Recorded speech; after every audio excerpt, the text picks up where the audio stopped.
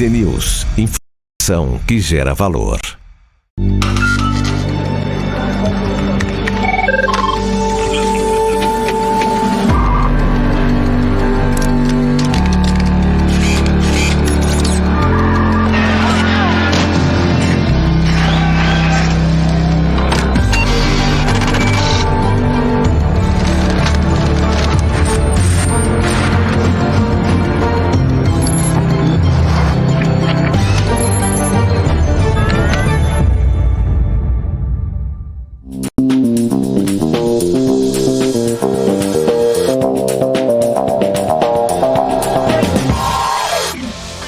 Fala pessoal, muito bom dia para você. Eu sou o Daniel Morales e este é o BMC Pre-Market. Aqui você fica por dentro de todas as notícias que vão impactar os mercados no Brasil e no mundo. Muita informação e análise para você fazer bons negócios ao longo desta terça-feira, 14 de dezembro. O dia começa com os investidores de olho no cenário internacional e os reflexos que podem trazer para a Bolsa Brasileira. Depois da primeira morte de uma pessoa com a variante Ômicron do coronavírus no Reino Unido, os mercados ficaram mais estressados e com aversão ao risco. O impacto foi generalizado e contaminou até mesmo a Bolsa Brasileira, que vinha num movimento de alta ao longo de praticamente todo o pregão. No intradia, conseguimos tocar os 109 mil pontos e os investidores já começavam a pensar em atingir novamente o patamar dos 110 mil. Mas no fim do pregão, a cautela e o temor voltaram à cena. Nem mesmo a alta do minério de ferro na China e o bom desempenho das empresas de saúde conseguiram sustentar as altas. E a bolsa acabou fechando em leve queda de 0,35%. Vamos então aos números. Como eu disse, o Ibovespa fechou com queda de 0,35 aos 107.383 pontos. Entre as maiores altas, a gente tem aqui Hapvida com 5,98%, o Grupo Notre Dame Intermédica com 5,33%, Vale com 3,37% e Bradespar com 3,10%.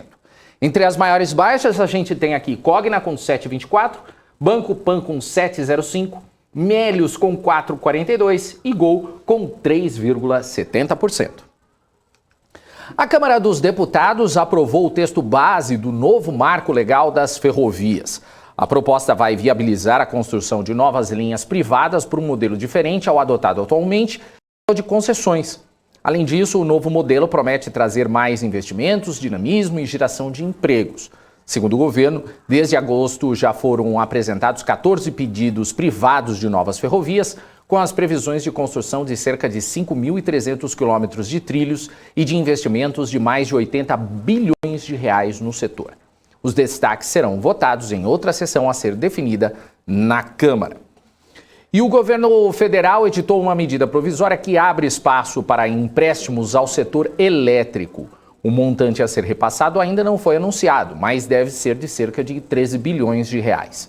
A proposta busca minimizar os impactos financeiros sofridos pelas distribuidoras de energia em meio à crise hídrica. Agora o Marco Saravalli traz o tom do mercado nesta terça-feira. Muito bom dia para você, Marco. Olá, muito bom dia a todos, acompanhando aqui as bolsas internacionais nesse começo de terça-feira. Depois de uma segunda-feira bastante volátil, né, entre altas e baixas, né, abrimos numa boa tendência de alta, acabamos fechando numa leve baixa. A grande preocupação veio do cenário internacional, ainda preocupações em relação às novas variantes, né, do coronavírus, então preocupações em relação às mortes, em relação aos contágios nas economias, fechamento de alguns mercados e contagiando as expectativas dos investidores. Então a gente segue com essa mesma tendência nesse começo de terça-feira, talvez um viés de leve queda, mas não esperamos grandes oscilações. Assim também a gente encontra no preço das commodities, né? Agora no começo da manhã dessa terça-feira. Lembrando também, pessoal, que hoje a gente tem alguns indicadores bastante importantes. O Banco Central, na nossa opinião, pode até sinalizar um tom um pouco mais ameno, né? Reforçando que a atividade econômica, a gente tem alguns indicadores de atividade econômica aqui no Brasil. Nosso Banco Central pode reforçar a preocupação também do outro lado, que a nossa recuperação ainda continua bastante fraca, bastante lenta, e a atividade econômica também é importante na decisão do Banco Central. Então, talvez o mercado ajuste um pouco a curva de juros, essa é a nossa expectativa, como a gente viu também Na semana passada, o IPCA vindo um pouquinho abaixo das expectativas e o mercado ajustando bem, né? Ou seja, os ativos de risco recebendo bem essa notícia, tá certo? Então a gente ainda continua otimista, né? Ainda a gente vê um potencial de valorização para esse mês de dezembro, né? Para os ativos de risco, para o Ibovespa principalmente, e para o ano 2022 a gente está começando a fazer a seleção. A gente vê muitos ativos descontados, né? Lógico que é um ano de muita incerteza com as eleições, mas tem muito ativo bom descontado, com boa estrutura de capital, né? Inclusive algumas companhias anunciando programas de recompra, sinalizando que os ativos realmente estão bastante baratos, né? De acordo com a avaliação das próprias companhias, tá certo? Então tenham todos um ótimo dia, já já a gente volta para a gente falar sobre o nosso gráfico do dia. Até mais, tchau! O Banco Central divulgou agora cedo a ata da última reunião do Comitê de Política Monetária que decidiu elevar a taxa básica de juros para 9,25% ao ano. Segundo o Banco Central, o cenário base de inflação para este ano é de 10,21% e com projeção de 4,7% para o ano que vem. Com isso, o BC avalia como apropriado o ritmo de elevação de juros até chegar ao patamar suficientemente contracionistas. São 7 altas seguidas. O Banco Central traz ainda a perspectiva que a desancoragem das expectativas de inflação se deve ao cenário fiscal e diz que esmorecer no esforço das reformas e ajustes nas contas públicas eleva os juros estruturais. Além disso, que os questionamentos sobre o arcabouço fiscal mantêm a simetria altista nos balanços de risco. Outro ponto esperado da ata do Copom era a visão do Banco Central sobre o PIB brasileiro. O texto mostra que a atividade no terceiro trimestre veio ligeiramente abaixo do esperado e que os índices de confiança para os primeiros meses do quarto trimestre mostraram deterioração. E por isso, o Banco Central revisa para baixo as expectativas para a atividade no curto prazo, mas que no ano que vem acredita no crescimento justamente beneficiado pelo agro, por serviços e pelo mercado de trabalho. Por fim, o Banco Central deixou contratada mais uma elevação de 1,5 percentual e disse que vai manter a estratégia até que se consolide o processo de desinflação e a ancoragem das expectativas em torno das metas. O IBGE divulgou há pouco o volume de serviços. O número ficou em queda de 1,2% em outubro, na comparação com setembro, e a expectativa era de alta de 0,1% na base mensal. Na comparação anual, o volume de serviços subiu 7,5%. No ano, até outubro, a alta é de 11%. E nos últimos 12 meses, a alta é de 8,2%. Vamos agora aos destaques internacionais. A China multou a rede social Weibo em cerca de $470 mil. A empresa teria permitido publicações que violam a lei. Somente neste ano, a Weibo já recebeu mais de 40 multas deste tipo. Nos últimos meses, a China tem intensificado o controle sobre redes sociais e a supervisão sobre conteúdos postados. As ações da Weibo na bolsa de Hong Kong caíram quase 10% com a notícia.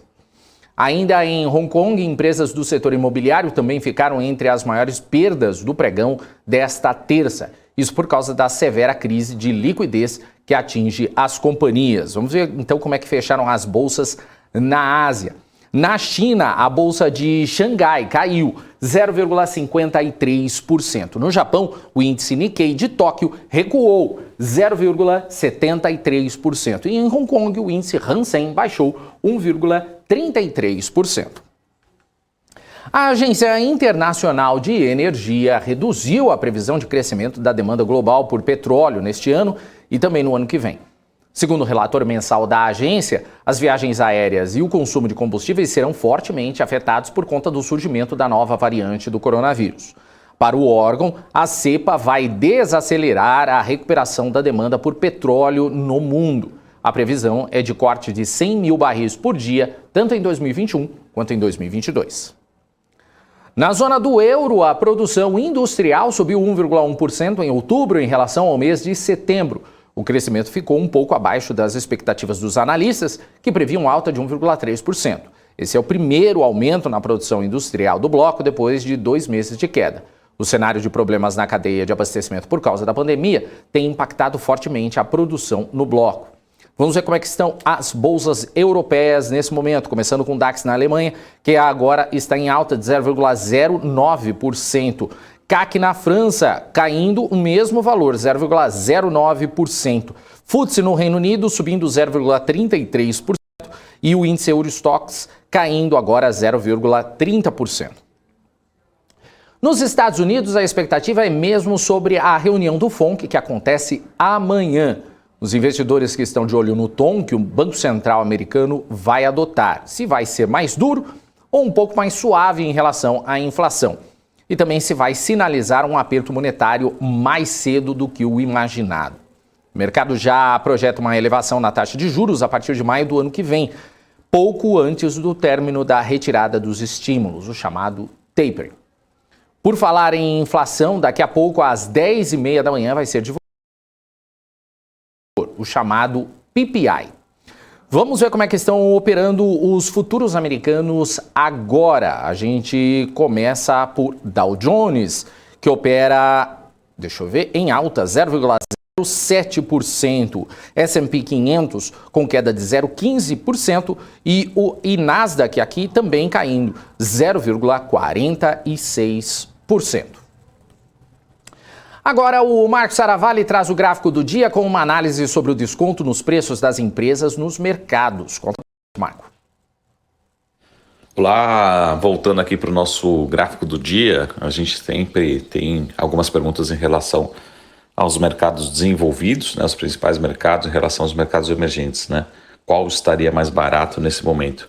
Então a gente sempre tem uma relação histórica, né, desses mercados, quando a gente olha para alguns múltiplos, né, principalmente o PI, né, o preço sobre lucro internacionalmente, e a gente consegue ver que essa relação está no maior patamar de desconto nesses últimos um pouco mais de 15 anos.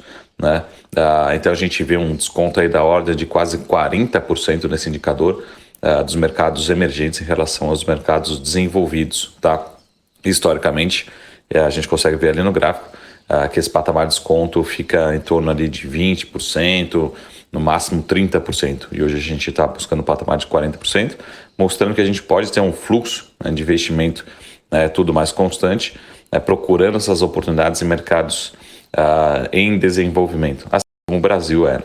Então é importante acompanhar. Os países em desenvolvimento, nesse momento, tem uma característica comum, estão muito descontados em relação aos países desenvolvidos, tá? E o menor patamar nesses últimos 15 anos, tá certo? Então todos uma ótima terça-feira e a gente se vê em breve. Até mais, tchau! Valeu, Marco. Marco que volta mais tarde no BMC News com a Paula Moraes. Vamos agora aos destaques corporativos. O Banco Inter conseguiu a autorização do Banco Central para adquirir 100% do capital social da Usent. A companhia de tecnologia financeira sediada nos Estados Unidos e com operações no Brasil, Canadá e Reino Unido, havia sido comprada pelo Inter em agosto e só estava faltando a autorização do BC. A conclusão do negócio pode ajudar o Inter a dar os primeiros passos nas atividades financeiras nos Estados Unidos. A West Wing suspendeu as negociações para a compra da Zarpo. Segundo a empresa, não houve consenso entre as partes em relação a elementos do negócio e de governança que estavam previstos na proposta. A West Wing havia anunciado a compra da agência de viagens online em setembro. Na ocasião, a empresa disse que o negócio era um passo importante na estratégia de expansão.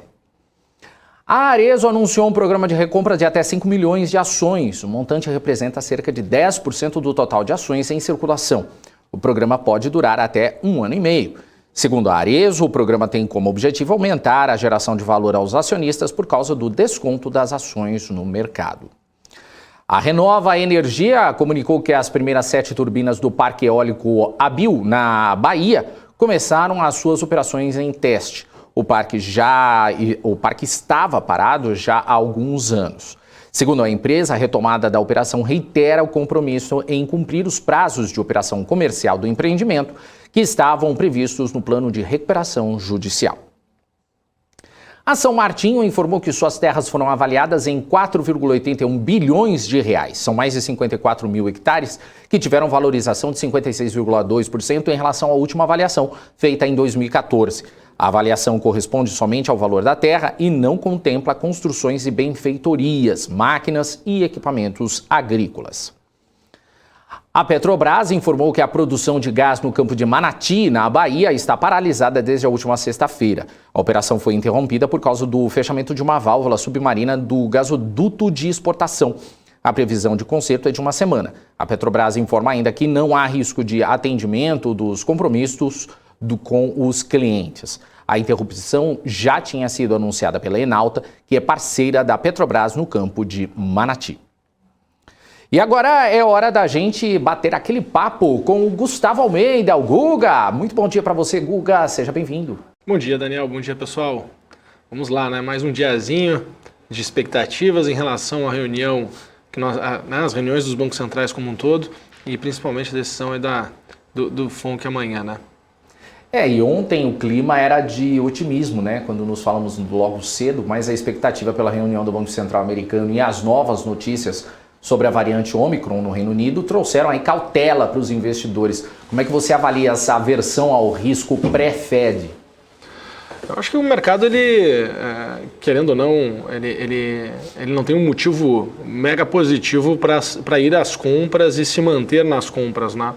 Ainda existe essa movimentação de aversão ao risco, como bem colocasse, mas eu já sinto que me parece que o lote está terminando, né? Me parece aí que o mercado ele já sofre um processo de correção, mas ele já é mais lento, né? Mostrando que, de certa forma, pelo menos no curto prazo, nós temos aqui uma certa ineficiência em estar nesse patamar de preço. Então tem espaço, né, para um repique do mercado, para uma alta dos preços ainda, para ir buscar aquela região de 111.500, 113.000 pontos. Tá? Então essa que eu estou enxergando. E sobre a questão da variante, né? Vamos lá, né? Eu estou enxergando que, estou percebendo que a mídia tem dado muita atenção ao tema da variante, né? Isso acaba que pode começar a reverberar e, de fato, né, o mercado dá cada vez mais destaque para ela. Né, e se for um motivo para corrigir as bolsas, né, a correção vai começar a se acelerar, vai começar a ter, principalmente porque lá fora tem espaço para corrigir, lá fora tem espaço para cair, e aqui dentro nós não temos um grande motivo para estimular um grande player a ir às compras. Né, continuamos aí com um problema de gastos por parte do governo, de inflação, enfim, né, temos ainda problemas muito vivos e ainda sem um direcionamento para poder resolver esses problemas no curto prazo, o que consequentemente, né, ainda estimula a Bolsa a procurar patamares ainda mais baixos. Por isso que no curto prazo a minha expectativa é que de fato possamos ir até 111, 113 mil pontos e não estou com aquela expectativa que possa buscar a região acima dos 120 mil pontos, pelo menos por hora. E hoje, Guga, será que a gente vai ter um dia positivo ou a gente vai ter que seguir aí com essa cautela? Hoje provavelmente vai ser um dia mais, eu imagino que vai ser um dia um pouco mais trancado, tá? mais parado, assim, pelo menos é o que eu espero. Acho que os investidores eles vão, olhando aqui para o Brasil, né, eles vão tentar se proteger de um mercado, mas como já está há 5 meses num processo de venda, né, tu não vai ter aí um grande estímulo para se vender, né, no curto prazo, porque o mercado já vem vendendo, então tu não tem grandes mãos ainda para poderem executar a venda no mercado agora no curto prazo. Me preocupa um pouco do comportamento dos bancos, né, que fecharam bem feio ontem, né, fecharam nas mínimas do dia, com espaço para continuar suas correções. Ontem eu fiz a análise no programa Geometria, fizeram um pedido para que pudesse analisar Itaú, Bradesco e assim por diante. Então, me preocupa um pouquinho ali o setor bancário, né? Mas, então, o meu olhar é muito mais de ajustes no mercado, né, do investidor se protegendo, ou seja, não indo às compras, né, uma vez que já está vendido já há bastante tempo. Mas, vamos lá, né, deixa eu traçar aqui o cenário para vocês, mostrar aqui nos gráficos que eu consigo enxergar, para que a gente possa também refletir e ajudar o telespectador a tomar suas decisões. Bom, o que eu consigo tirar aqui de informação neste momento, nesta fotografia, olhando aqui para o movimento que nós tivemos aqui de correção que iniciou na parte da tarde de ontem, na parte das 11 horas da manhã de ontem, depois do arranque, né, onde o mercado foi buscar a região dos 109.500 pontos, que era a nossa análise ontem aqui no pre-market. O mercado ele entrou num processo de ajuste, um processo de correção, né, tentou continuar subindo em 2 etapas e agora está aqui bem num ponto aqui de divisor de águas. Tá? Num cenário positivo, o que eu estou enxergando é a possibilidade do mercado ir buscar essa região aqui dos 108.800 pontos. Tá? Então seria o primeiro patamar que eu consigo enxergar, seria esse 108.800. O segundo patamar, tá, seria para ir buscar os 109.200. Tá? Então esse seria o movimento positivo que eu imagino que a gente possa ter no dia de hoje. Um cenário extremamente otimista, mas aí teria que ter algum trigger para que isso acontecesse, seria o mercado ir buscar a região dos 111 mil pontos, né? 110.900. Tá? Então, eu estou muito mais para o mercado conseguir buscar este patamar de preço do que ir buscar esses 111 mil pontos.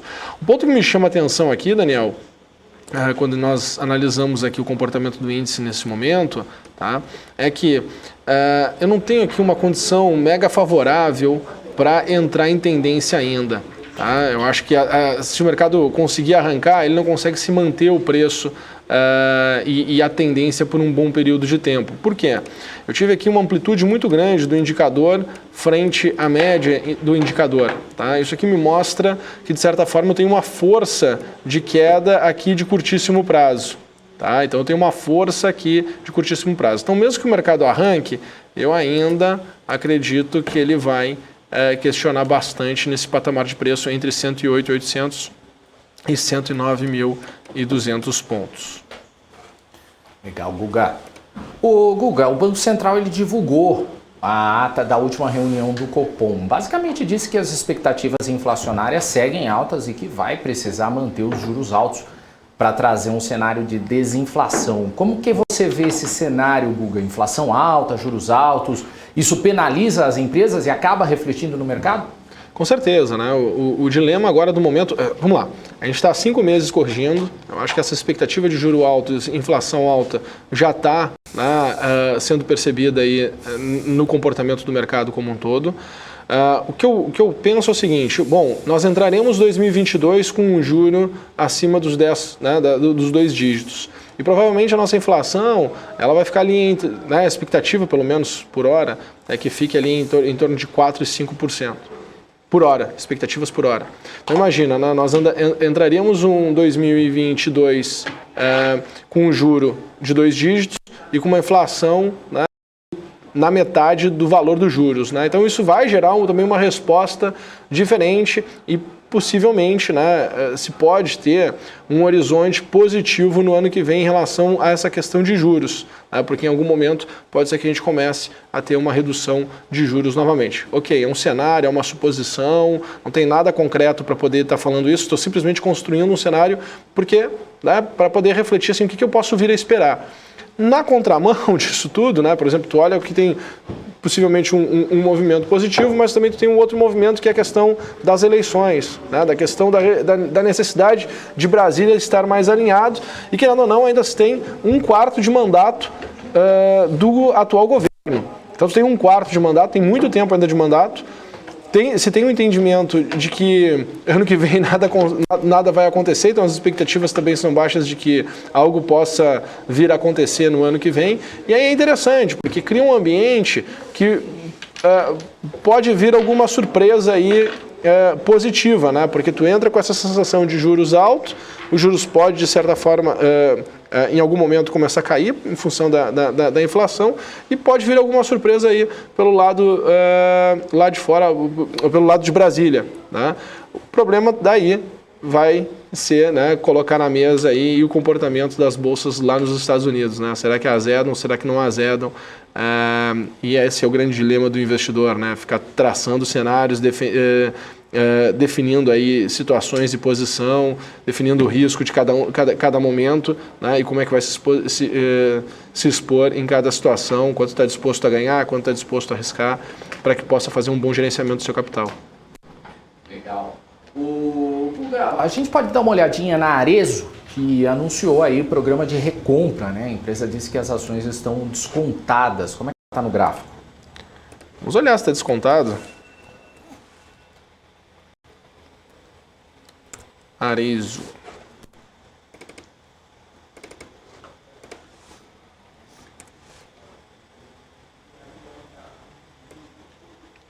O que nós estamos enxergando aqui? Olha que interessante, né? E o ponto do entendimento da leitura dos ciclos aqui do preço. Quando nós pegamos aqui essa movimentação que aconteceu no período da queda, no início do ano passado, que foi aquele período ali entre fevereiro e março de 2020, tivemos aquela primeira resposta de Arezzo, né, de alta, onde o preço ele corrigiu 60% da queda, tá? Tivemos aqui uma tentativa de continuar a tendência, mas uma tentativa frustrada, né? O mercado ele não continuou buscando novas mínimas, e aí nós sabemos por quê, toda a injeção de liquidez, todos os estímulos que se teve e tudo mais. E aí a Arezzo começou a entrar num processo de alta. Primeiro movimento até um patamar de preço de uma estrutura lateral, o mercado questionou, e aí depois tinha um objetivo para ir buscar a região de expansão de 1,68, foi exatamente onde chegou, foi exatamente onde encontrou as máximas. E a partir daqui era desafiador, né, de fato, ir buscar, né, uma sequência na tendência de alta. Tinha um desafio muito grande. Tá? Depois disso, o que aconteceu? Né, entrou num processo de ajuste, entrou num processo de correção. Então o que eu tenho que fazer? Tenho que interpretar toda essa queda. Né? O que aconteceu aqui nessa queda aqui de Arezzo?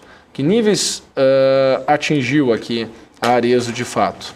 Deixa eu só ver, eu estou numa escala logarítmica, O que nós tivemos aqui? Bom, tivemos a primeira etapa de queda, numa queda que alcançou aqui os patamares em torno de 25%, tá? Um quarto do movimento de alta. A partir daqui, a Arezzo tentou em 2 momentos voltar a subir. Quando nós olhamos até mesmo esse segundo momento, nós tivemos aqui uma valorização de 16% em 8 dias. Aqui também o primeiro movimento de alta, aqui nós tivemos uma valorização de 12% em 12 dias. Tá? E depois seguiu na direção de baixa. A minha expectativa é que pelo menos chegasse aqui no patamar de R$ 61. Tá? Eu acho que ainda não chegou nesse patamar de R$ 61. A mínima que a Arezzo chegou foi o nível de preço de 64, tá? Mas chegou muito próximo ali. O que eu estou esperando aqui, Daniel, né, para dizer assim, poxa, faz de fato sentido, né, buscar um ponto de compra?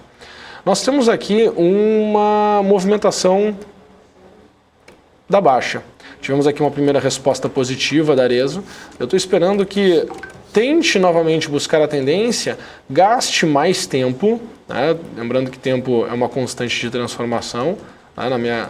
na forma como eu interpreto as coisas. Então, esperar com que gaste mais tempo, tente continuar a tendência de baixa, mas sem grandes sucessos. E aí sim nós podemos ter uma situação para projetar, né, aonde a Arezzo pode buscar, né, onde a Arezzo pode chegar num segundo momento. Tá? Então estou esperando que exatamente a gente tente, né, ter uma nova tendência de baixa, né, tente continuar a tendência de baixa, perdão, em 2 etapas de preferência, e aí sim eu vou ter um ambiente propício para o mercado inverter de direção.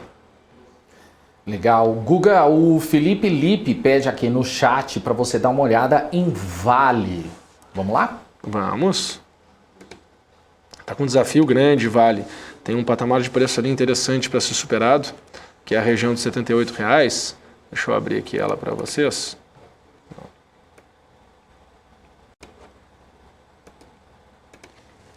Nós tínhamos... Vale terminou um ciclo de baixa, né, com bastante força, bastante intensidade. Ela chegou aqui até o patamar de 2.0, tá? E aqui ela já apresentava uma situação aqui nas mínimas, né, já apresentava aqui uma situação de divergência que trazia um ambiente interessante para inverter de direção, tá? Inverter a tendência. Deixa eu mostrar aqui para vocês. Ó. Nós aqui no fundo, né, ela já mostrava aqui situações que ela tinha condições de inverter de direção. Tá? Então, terminou aqui o ciclo de baixa, terminou aqui todo esse cenário aqui. Tá? Nós estamos trabalhando em cima dessa última movimentação, dessa última etapa aqui de baixa. Tá? Então, esse a base, né, com que eu tenho que utilizar para poder fazer a projeção de alta. Então, olha só, Daniel. Onde nós estamos aqui em Vale agora? Deixa eu apagar tudo. Deixa eu fazer o zoom aqui. O que nós tivemos aqui?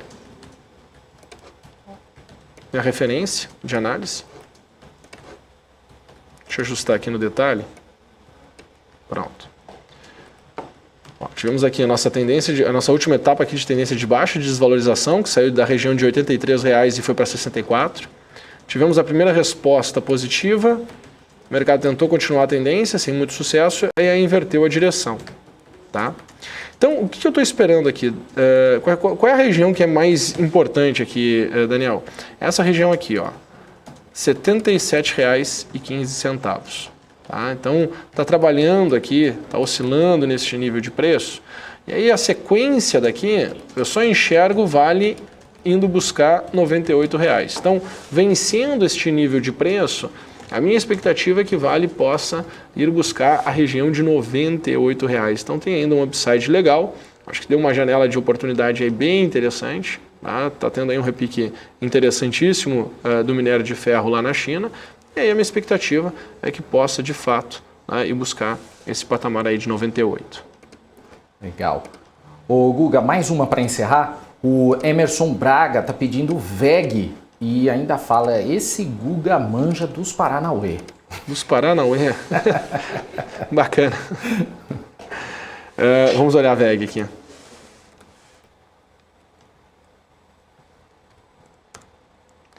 Bom, respondendo positivo também em relação ao que nós estávamos imaginando, né? A VEG estava bem ali no desafio, né? Era entre 32 e R$ 33,00. Tá? De fato se manteve acima. Tá? Quem sabe, Daniel, assim, vou traçar um cenário mais de médio prazo. Tá? Uhum. Acho que o melhor que poderia acontecer aqui no curto prazo é a VEG tentar continuar mais uma vez a ter queda, mas sem conseguir fazer novas mínimas. Tá? Então a gente teria aqui um ambiente, um contexto, mega positivo para encontrar uma tendência de alta e uma tendência de alta que se mantivesse. Tá? Porque, querendo ou não, o cenário que nós temos ainda agora é meio que voo de galinha. Né? Então, assim, o preço consegue subir, mas não consegue se sustentar e aí volta a cair. Tá? Então, volta para os patamares que estavam antes. Então, o cenário, e dá para se interpretar aqui no comportamento do preço mesmo, ele não tem uma estrutura que me traga tranquilidade. Olha, não, de fato, agora a gente tem condições de entrar numa tendência. Não, tu tem uma condição de pegar uma distorção do preço, né? Ou seja, ele sai de um patamar e para outro, mas tu não tem aqui um ambiente, uma situação muito fértil para imaginar, não, nós vamos buscar um novo patamar de preço, ele vai se manter nesse novo patamar de preço, depois vai buscar outro patamar de preço, vai se manter no outro patamar de preço. Tá? Então, as coisas elas estão muito pontuais. A gente já vem conversando sobre isso aqui nos pre-market, né? Eu já venho alertando o pessoal já há um mês, né, que todas as oportunidades, ou mais até 40 dias, que está passando muito rápido o tempo. Eu só percebo conforme eu vou vendo mais cabelos brancos aqui na minha cabeça, mas vai passando o tempo e a gente não consegue ainda perceber um ambiente que possa dizer, não, de fato agora nós vamos entrar numa grande tendência de alta. Tá? Mas enfim, afastando um pouco aqui, olhando um pouco mais, né, de longe VEG, tentando pegar aqui um pouco mais de dados para poder interpretar o comportamento, tá? Existe sim uma possibilidade, deixa eu apagar aqui os estudos aqui primeiro, existe sim uma possibilidade de nós enxergarmos aqui VEG e ir buscar, só para ficar bem definido, estou meio atrapalhado aqui hoje nos gráficos.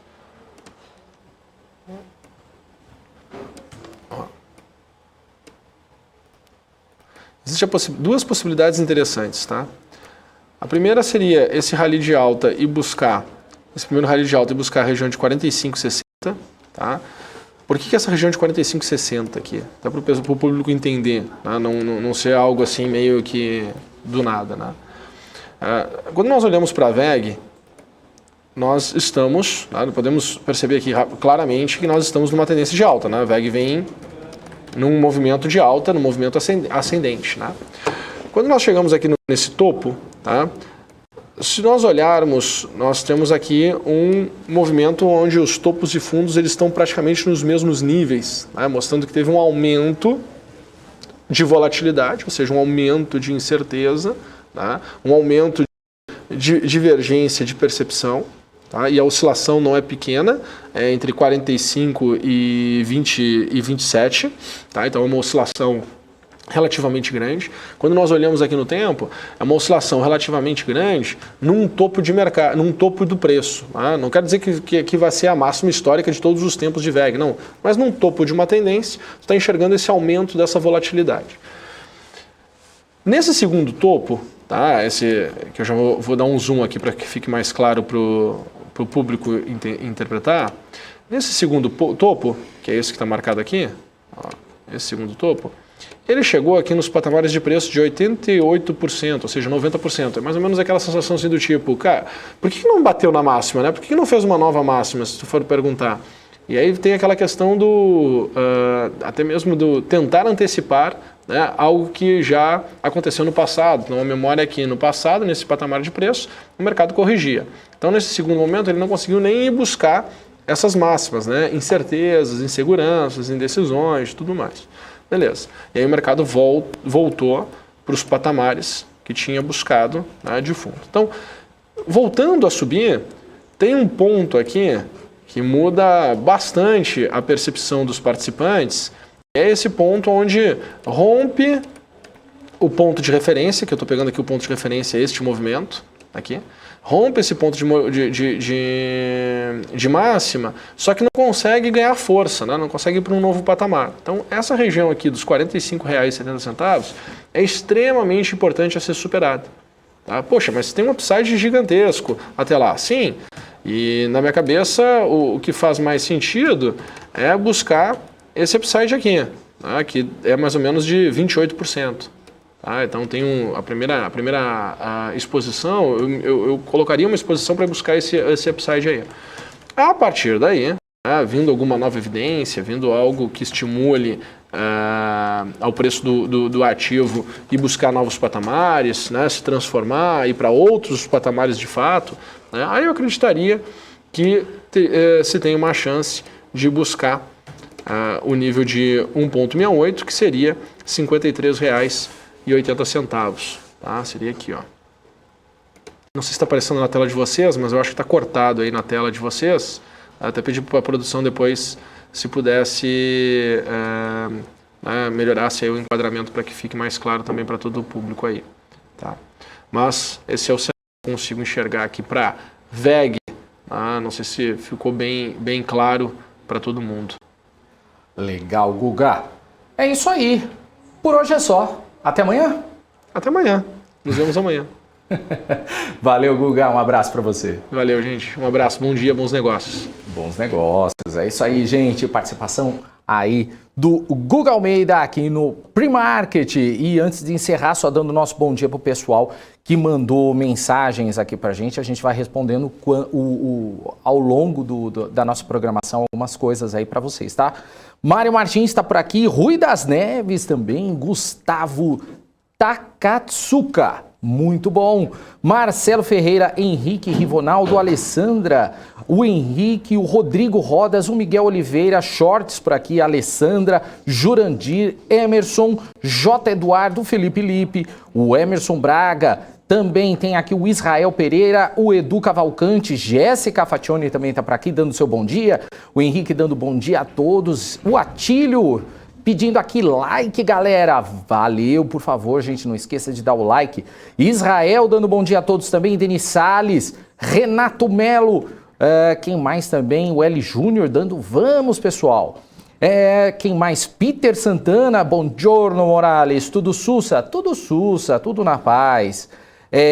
Quem mais? O Jorge dando bom dia também. Ale Martins Pimentel, o Reide também falando que gosta de beisebol. Bacana, legal. BMC Esporte ao meio-dia. Não, tô brincando. Glécio Miranda, bom dia também. Zé do Loz, bom dia. Nina Oliveira, ontem foi bom, hoje vai ser melhor ainda. Olha, e com essa frase eu encerro o BMC Pre-Market de hoje e chamo Paula Moraes. Bom dia para você, Paula Moraes. Bom dia, Daniel Morales. Queria entender aí o que vai passar nesse BMC Esporte ao meio-dia. Porque a gente outro dia, lembra que a gente estava falando de basquete, depois a gente falou de vôlei, citamos falamos Carol até da querida Gataz. Carol Gataz. Então, BMC Esporte aí, todos os dias, meio-dia. Acho que é legal, hein? Gosto da ideia. A gente coloca você para jogar. Quem sabe aumenta a audiência, né? Nossa, nem me fala. Eu já tive uma época que eu apresentava aquele programa de esporte lá, sabe? Sei. E, nossa, aí às vezes eu fazia umas micagens dessa no estúdio. Ah, é? Você pagava esses micos? Pagava. Subia a audiência? Subia, você acredita? Então vamos ter a partir de segunda-feira na grade BMC Esporte, com o Daniel Morales pagando mico. Bom, então, gente, hoje é meu último dia aqui na minha... Tá bom, Morales. Beijo. Beijo, até mais tarde. Até mais tarde, gente.